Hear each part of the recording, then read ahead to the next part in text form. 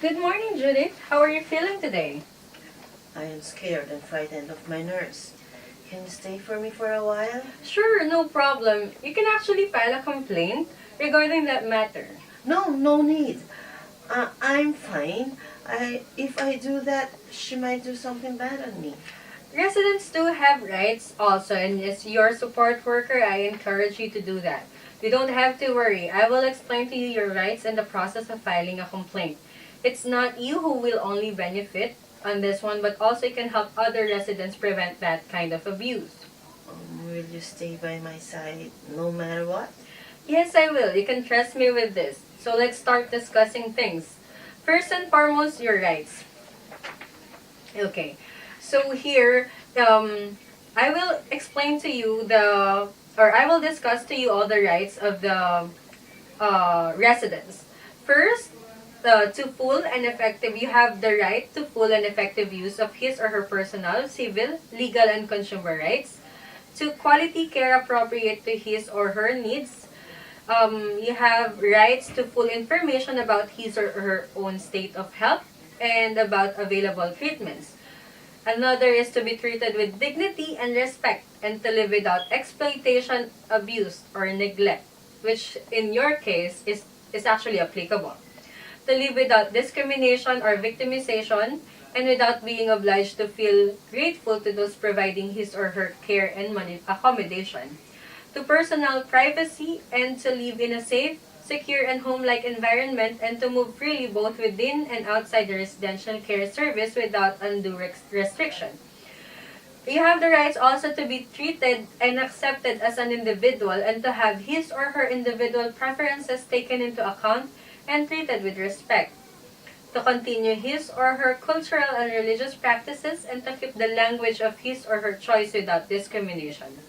You have also the right to select and maintain social and personal relationships with anyone else without fear, criticism, or restriction, to freedom of speech, and to maintain his or her personal independence.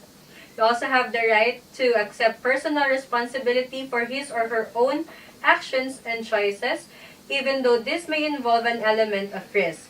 Because the care recipient has the right to accept the risk and not to have the risk used as a ground for preventing or restricting his or her actions and choices. To maintain control over and to continue making decisions about the personal aspects of his or her daily life, financial affairs, and possessions, and to be involved in the activities, associations, and friendships of his or her choice both within and outside the residential care service. To have access to services and activities available generally in the community, to be consulted on, and to choose to have input into decisions about the living arrangements of the residential care service.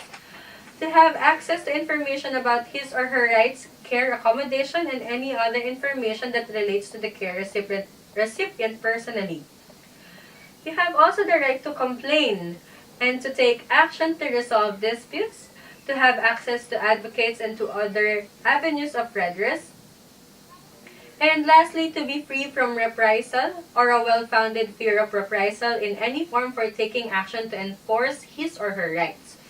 So with that is actually the part that we discuss your rights. And then after that, I will actually discuss to you the process itself, how the complaint process will be going. So first, as a client, family members, and carers, you will be provided with information about the Lotus Compassionate Care complaints process and will be advised of their rights to use an independent advocate and lodge a complaint with the relevant statutory body. Information will be communicated in the client's preferred communication method. The complainant, which is you, can make a complaint verbally or in writing. The complaint officer, so there will be someone who will meet with the complainant within 5 working days of the client lodging the complaint. So after, if for example, we actually file a complaint today, after 5 days, there will be someone who will talk to you and meet you with regards to your complaint. And all complaints will be handled confidentially and within a fair and impartial process. All complaints will be protected from victimization or retribution. And the complaints officer will interview the complainant and document the complainant concerns and resolutions to the issue. And then, after that, the complaints officer will interview the respondent and develop a proposed plan to remedy the complainant concerns within 10 working days of first interviewing the complainant. If in the event the proposed plan to remedy the complainant concerns has not been accepted by the complainant, then the complainant will be advised of their rights to make an appeal or take the matter through other avenues. All resolved or unresolved complaints will be taken to the next Lotus Compassionate Care Management Committee meeting to be discussed and informed service improvement.